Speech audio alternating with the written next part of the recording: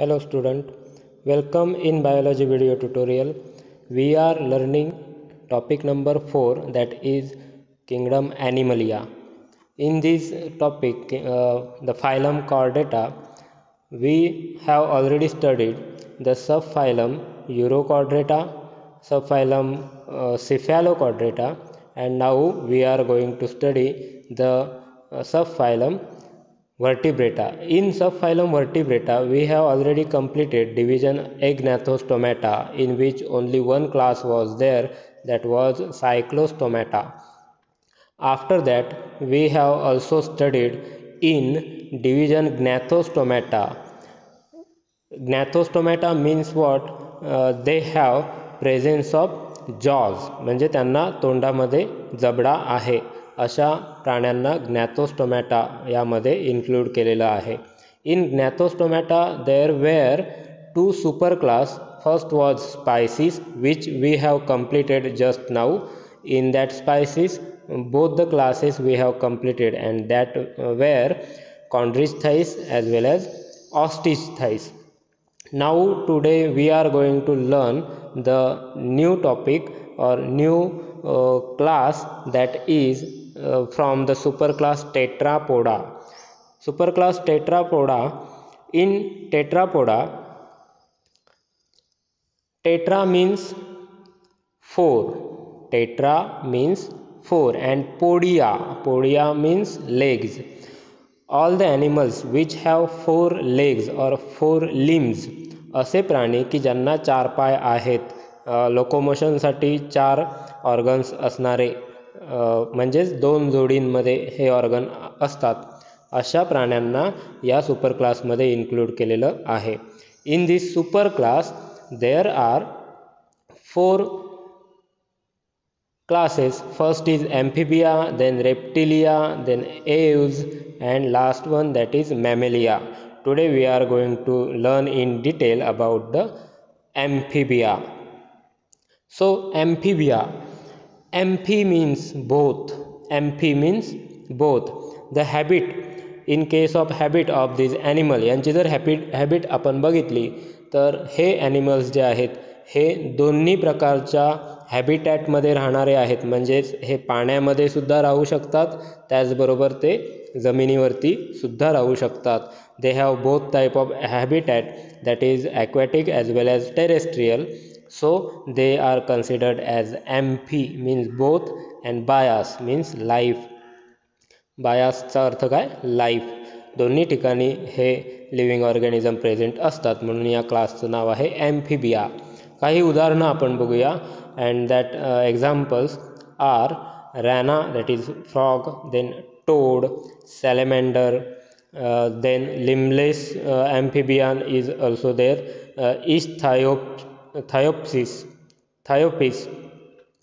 Ichthyopis. Then last one, that is hyla, means tree frog, which is green in color.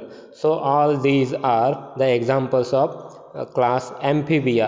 They have an ability, they can survive in both kind of condition, in aquatic as well as terrestrial. Amphibia include the animal which lives land as well as water. Fresh water only. All these amphibias are present in only fresh water, not marine water. First characteristic of them, that is they are poikilothermic. Poikilothermic means what? They can adjust their inner body temperature according to their outer or surrounding body temperature. याचा अर्थ काय?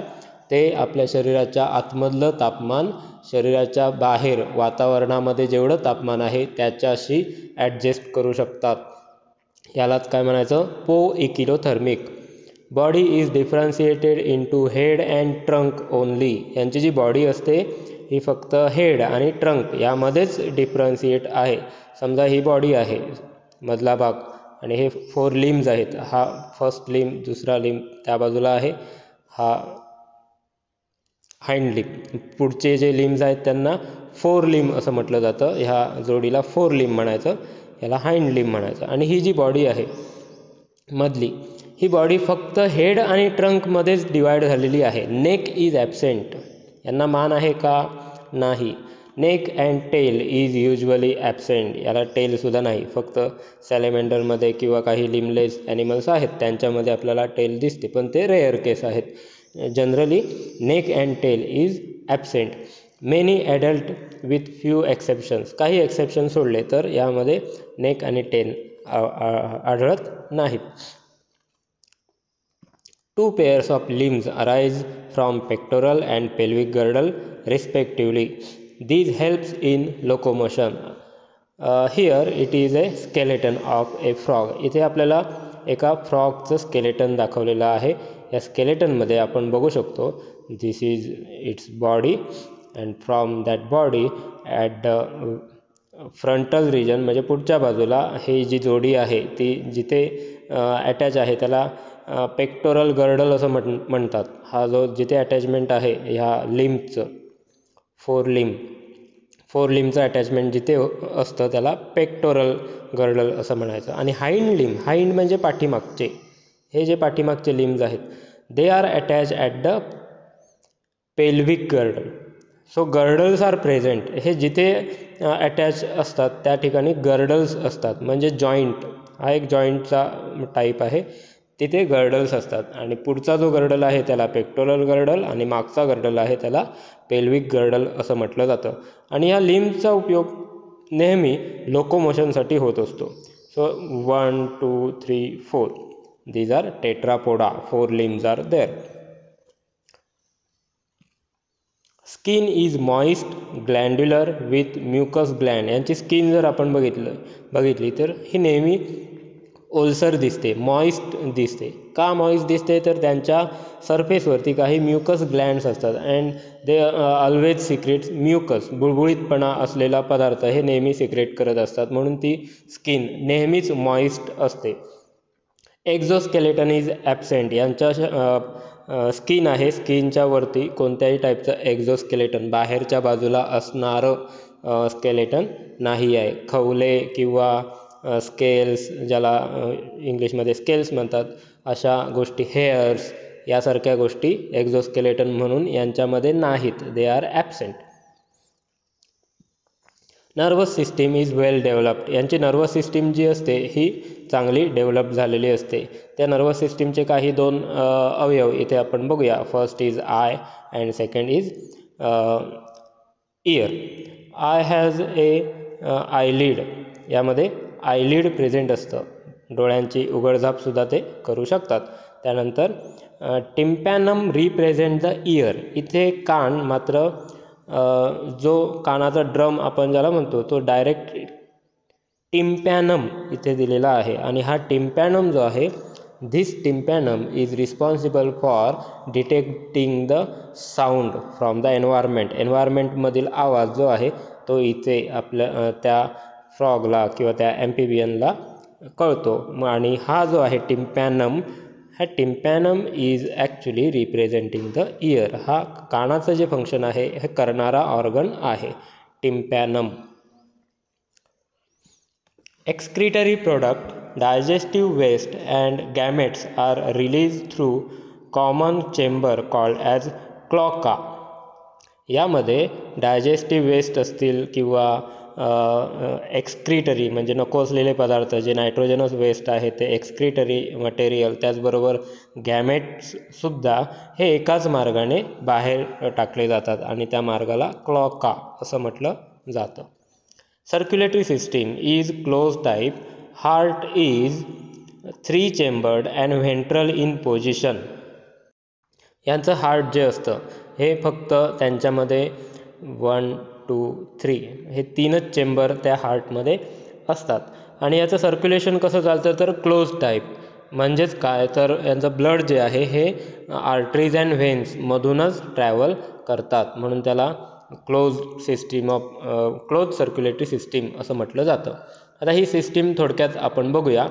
At first at right chamber deoxygenated blood comes into the right chamber, then it is collected in the same ventricle, as well as oxygenated blood also comes into the same chamber, and that pump, the ventricle will pump to the both side, the lungs as well as the body. हा जो ventricle आहे, या वेंट्रिकलमधून जाणारं जे blood आहे हे दोन्ही ठिकाणी ॲट अ टाईम जातं, लंग्समध्ये सुद्धा आणि बॉडीमध्ये सुद्धा हे एकाच वेळेला जातं. कलेक्शन फक्त काय आहे तर ऑक्सिजनेटेड ब्लड हे फक्त लेफ्ट आर्टरीमध्ये ऑरिकलमध्ये येतात आणि डिऑक्सिजनेटेड ब्लड फक्त राईट ऑरिकलमध्ये येतात. कलेक्शनच्या बाबतीत फक्त सेपरेशन आहे, डिस्ट्रीब्युशन ब्लड डिस्ट्रीब्युशनच्या बाबतीत सेपरेशन नाही. हे डिस्ट्रीब्युशन डायरेक्ट लंगला सुद्धा जाऊ शकतं आणि ते बॉडीमध्ये सुद्धा येऊ शकतं. दोन्ही टाईपचं डिस्ट्रीब्युशन एकाच वेळेला एकाच चेंबरमधून जातं, म्हणून इथे चेंबर फक्त 3 आहेत. RBCs are biconvex and nucleated. यांचे जे RBCs असतात हे कॉन्व्हेक्स असतात. म्हणजेच कसे तर दोन्ही बाजूला निमुळते आणि मधचा भाग जो आहे तो फुगीर आणि यांना न्यूक्लियससुद्धा आहे. या पद्धतीचे हे RBCs असतात. ह्युमन बिईंग्समध्ये RBCs हे वेगळे असतात. मधल्या बाजूला थिन आणि बाहेरच्या बाजूला ब्रॉड या टाईपचे RBCs असतात आणि त्यांना न्यूक्लियस नसतो. हे आहे ह्युमन बिईंगच्या बाबतीत. परंतु ॲम्फिबियनमध्ये हे या पद्धतीचे RBCs असतात, बाय कॉन्व्हेक्स, आणि ह्युमन बिईंगमध्ये कॉन्केव, बाय कॉन्केव. हा डिफरन्स आहे. Then respiration is by skin, lung and buccopharynx. यांचं रेस्पिरेशन जे आहे हे स्किनमधून सुद्धा होतं. रेस्पिरेशनसाठी कोणते गॅस आवश्यकता असते गॅसची तर ऑक्सिजन आतमध्ये जातो आणि कार्बन डायऑक्साईड बाहेर येतो. कार्बन डायऑक्साईड बाहेर जातो, ऑक्सिजन आतमध्ये येतो. हे जे गॅस एक्सचेंज आहे that gas exchange takes place through skin, then lungs, त्यांच्यामध्ये लंग्ससुद्धा आहेत, अँड बक्कोफॅरेंक्स ऑल्सो. बक्कोफॅरेंक्स म्हणजे हे त्यांची बक्कल कॅव्हिटी आणि मध्ये फॅरेंक्स असतो आणि हा त्याच्यामधून जो आहे भाग त्याला बक्कोफॅरेंक्स असं म्हटलं जातं. This structure is of enlarge skin. ही त्यांची स्किन आहे आणि या स्किनचे सेल्स आपण बघू शकतो. असे सेल्स आहेत की जिथे सहज एअर एक्सचेंज घडू शकेल. या पद्धतीने त्यांचं रेस्पिरेशन चालतं. So this is the respiration by skin, lungs and buccopharynx. Reproduction. Sexes are separate. These are oviparous. Fertilization is external. Development is indirect through aquatic larva stage. They shows metamorphosis. हा एक महत्त्वाचा शब्द आहे, मेटामॉर्फॉसिस. त्याचबरोबर आधी आपण सर्व बघूया. Oviparous means what? They will lay eggs. हे काय करतात?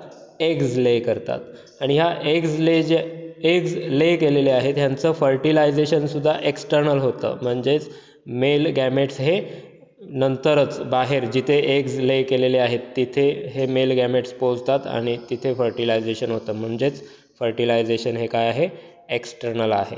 Development is also indirect. These stages are not directly dependent on the mother. या ज्या स्टेजेस आहेत हे मदरवरती डिपेंडंट नाही आहेत, म्हणून यांना काय म्हटलं जातं?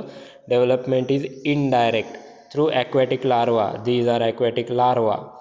दे also shows the tail region and after that metamorphosis takes place. यामध्ये आणि यामध्ये काय फरक आहे? याला टेल नाही आहे, इथे मात्र छोटीशी टेल आहे. म्हणजे हा जो शरीरामध्ये होणारा मोठा बदल जो आहे ह्या एकदम आणि अचानक होणाऱ्या बदलाला मेटामॉर्फॉसिस म्हटलं जातं. Sudden and larger scale the changes which takes place suddenly and at the larger scale are called as metamorphosis. शरीरामध्ये जे बदल होतात त्यांना मेटामॉर्फॉसिस असं म्हटलं जातं. तर आजच्या ह्या व्हिडिओ लेक्चरवरून तुम्हाला ह्या एका प्रश्नाचं उत्तर कमेंट बॉक्समध्ये द्यायचं आहे आणि तो प्रश्न आहे व्हॉट इज टिम्पॅनम. या पिक्चरमध्ये आपल्याला टिम्पॅनम स्ट्रक्चर दिसतं आहे. तुम्हाला त्याचा अर्थ कमेंट बॉक्समध्ये द्यायचा आहे. What is tympanum? You have to answer in the comment box. In this picture you can see clearly what is the structure of tympanum. Then answer it. Thank you. Whatever the main points in this lecture, students are requested to note down in your notebook. यामधील महत्त्वाचे मुद्दे मुलांनी आपल्या वहीमध्ये note down करून ठेवायचे आहेत. धन्यवाद.